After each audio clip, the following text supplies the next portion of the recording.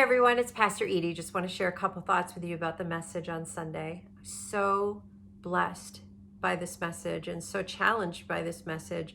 And if you haven't had a chance to go back and hear it again or for the first time, I really encourage you to do that. I have to tell you, this is a message that I will remember and I will refer back to time and time again, I'm quite sure, because it just came alive to me this time. Pastor Dan taught on 1 Samuel chapter 8, where Israel was demanding a king. Despite the goodness of God, despite his deliverance from Egypt, his faithfulness to guide them through the wilderness, his strength and power and might that helped them to settle into the promised land, despite his provision, his healing power, despite all of it, they couldn't see that he was their king. He was their ruler, their provider, their faithful one. And they said no. To Samuel, they said, no, we want a king so we can be just like all the other nations. And the Lord had told them, an earthly king is going to demand, it's going to take your sons, your daughters, you're going to put them into service, into slavery. He's going to demand your possessions. No, they didn't care. We want to be just like everybody else.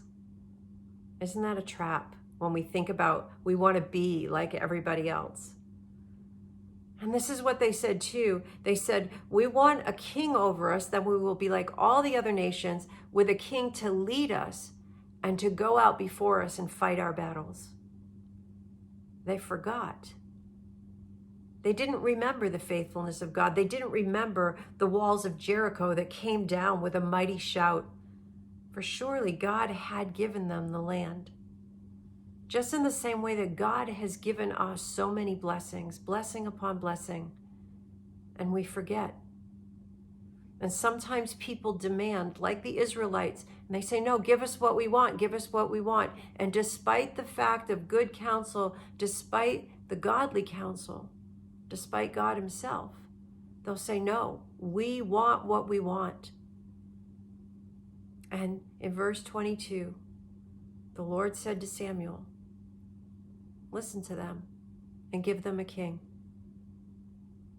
My brothers and sisters, sometimes in life, we mistake getting what we want as a blessing of God. Sometimes it's not a blessing. It may appear so in the beginning, but once those consequences begin to unravel, we start to see that God's way is best. God's way is right. So I just want to encourage you, go back, read this chapter, 1 Samuel chapter 8. Go back and listen to this message. And remember our verse for the week, which comes from 1 Samuel chapter 2, verse 30. It's kind of the end part of 30, where the Lord says, those who honor me, I will honor, but those who despise me will be disdained. Let us purpose to honor the Lord at all times, in all seasons.